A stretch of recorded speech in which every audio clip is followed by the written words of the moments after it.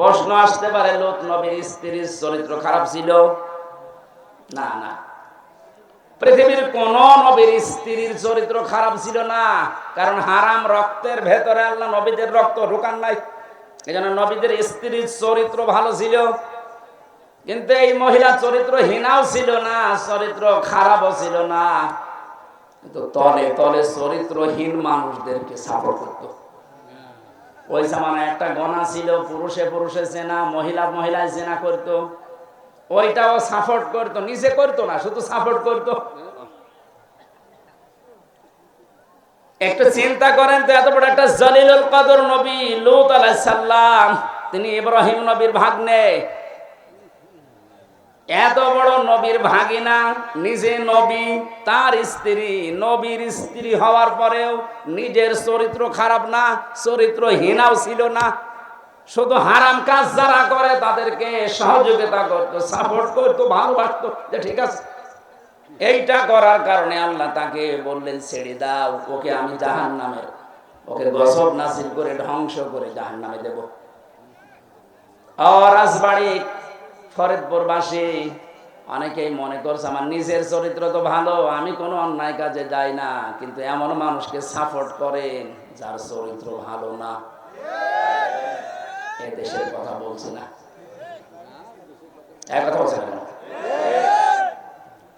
মা বোন যারা এসেছেন, হযরতে ফাতেমাতুজ জোহরাকে আল্লাহ যে দুইটা কারণে জান্নাতের নেত্রী বানিয়েছেন মেয়েদের, তার এক নম্বরে কোনো দিন তিনি স্বামীকে হারাম কাজে উদ্বুদ্ধ করেননি। না খেয়ে থেকেছেন 3 দিন পর পর, আপনি সহ্য করতে পারবেন? 3টা দিন মানে 72 ঘন্টা না খেয়েছিলেন নবীর মেয়ে, তারপরও স্বামীকে দিয়ে কোনো হারাম কাজ করতে উদ্বুদ্ধ করেননি। আর আপনার কোনো অভাব নেই, এরপরও স্বামীকে দিয়ে বাম হাতের ইনকাম করান। আজকে একটা এসপির স্ত্রী তার স্বামীর বিরুদ্ধে নিজে মামলা দিচ্ছে। সম্মানিত মা বোনেরা, আমাদের হুঁশ হবে একদিন, যেদিন আজরাইল আসবে, ওই সময় হুঁশ হয়ে আর লাভ হবে না। এখনই হুঁশ ফেরা দরকার। 7 নম্বরে বেশি বাররাক, এটা না বলাই ভালো। বলে আমি মায়ের খাই।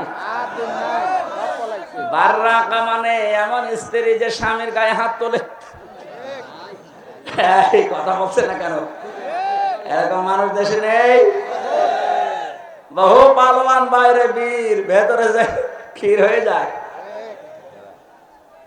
এটা দাজ্জালের যে 7টা মিশন নারীদেরকে নিয়ে, এখানে যারা এসেছে এই মেয়েরা যেন এই মিশনে এই খপ্পরে না পড়ে, বলেন আমিন।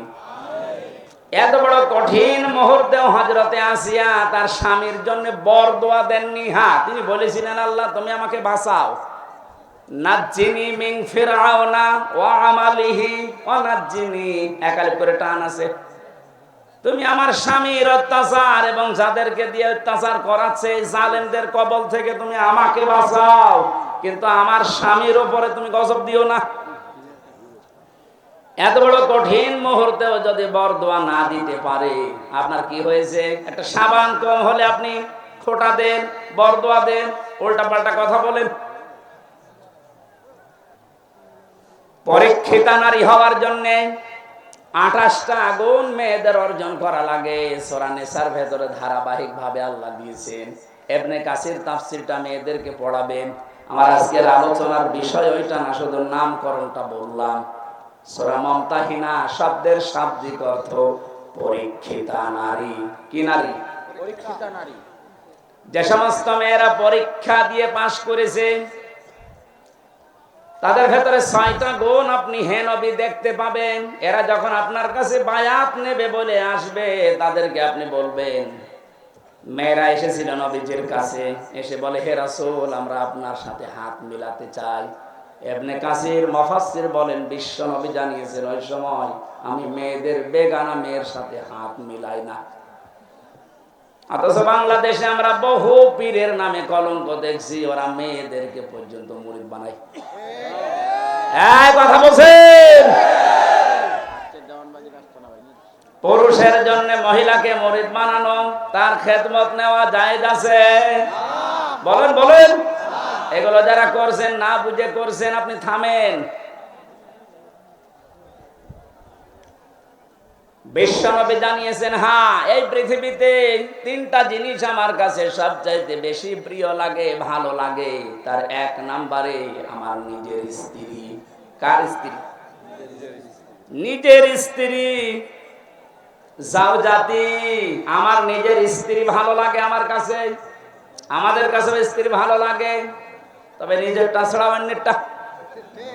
কথা বলছেন? এই জন্য হাজারো মানুষের দেখবেন লাইন চলছে এখনো। এই যে পরকিয়া প্রেম যারা করেন, এখনই থামেন, নয়তো তিনটা ক্ষতি হয়ে যাবে দুনিয়ায় আর তিনটা আখেরাতে। পরকিয়া প্রেমে যারা লিপ্ত আছেন, আপনার এক নম্বরে চেহারার উজ্জ্বলতা, নূর আল্লাহ নষ্ট করে দেবে। দুই নম্বরে আপনার হায়াত আস্তে আস্তে কমে যাবে। তিন নম্বরে যখন মারা যাবেন ঈমান পাবেন না। একটা সংসার নষ্ট করার জন্য বেঈমান হয়ে মরবেন। এ লাইনে আছে নাকি এলাকায় কেউ? যদি থাকেন আপনি থেমে যাবেন আশা করছি। বিশ্বনবী বলেন, দুই নম্বরে আমার কাছে নামাজ ভালো লাগে, তিন নম্বরে আমার কাছে সুগন্ধি ভালো লাগে। এই তিনটা আমাদের কাছেও যেন ভালো লাগে, সেই ব্যবস্থা আল্লাহ করে দেন। বলেন আমিন।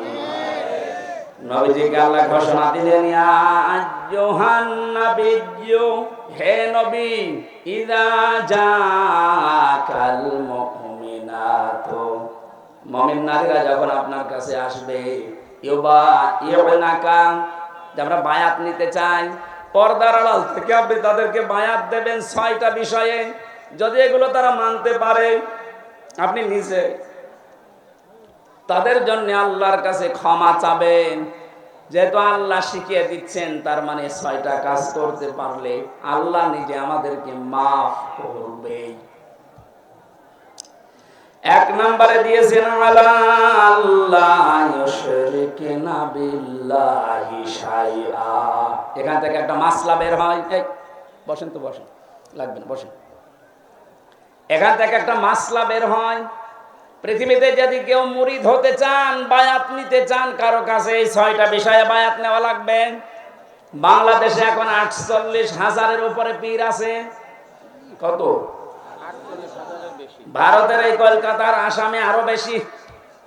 আমি তো 17, 18, 19, 20 এই সমস্ত সালগুলোতে ভারতের এই কয়েকটা রাজ্যে দেখেছি, ও ঘরে ঘরে পীর।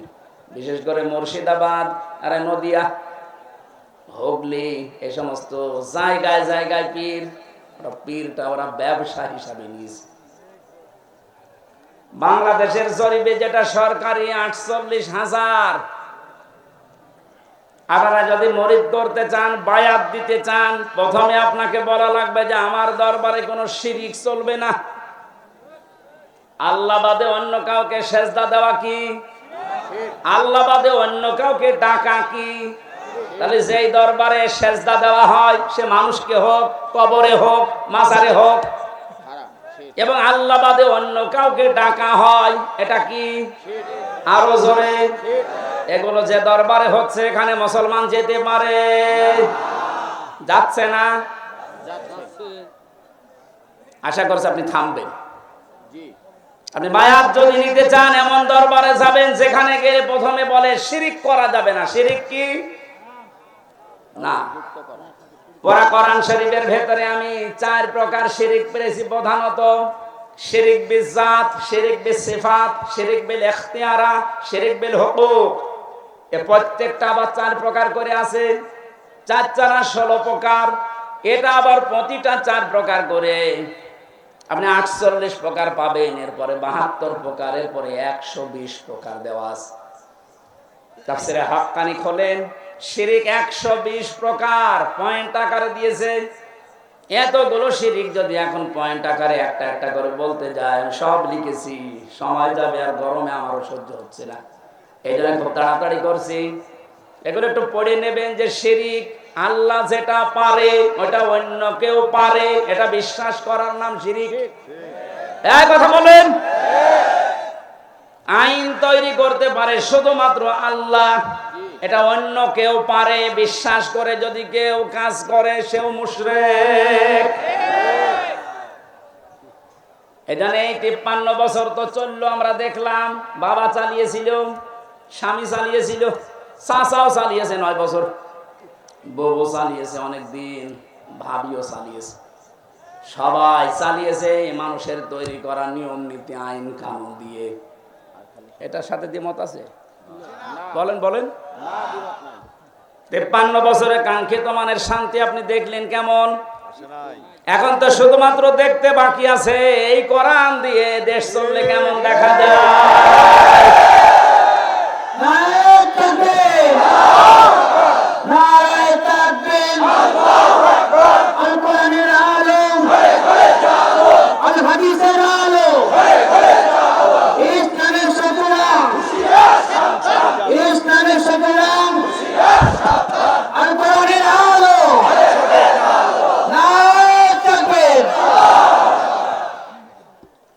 আরে ভাই, আমরা তো দেখলাম যে 53 বছরে কি পারে না, কেমন চলে। যেহেতু এটা বাকি আছে দেখতে, এটা একটু দেখা যায় না।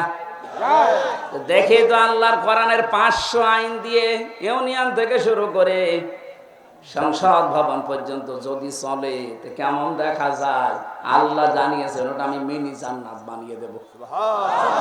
এটা যেহেতু চর্ম চোখে আমরা দেখে মরতে পারি, বলেন আমিন। খুব আশা আমার, খুব আকাঙ্ক্ষা লাগে আল্লাহ কোরআন দিয়ে দেশ চললে কেমন দেখা যায়। পৃথিবীতে আমরা দেখিনি, সৌদি আরবে দেখেছি, কিন্তু 100 ভাগ না 70 ভাগ। তাই যে শান্তি পাওয়া যায় মাঝে মাঝে ওখানে,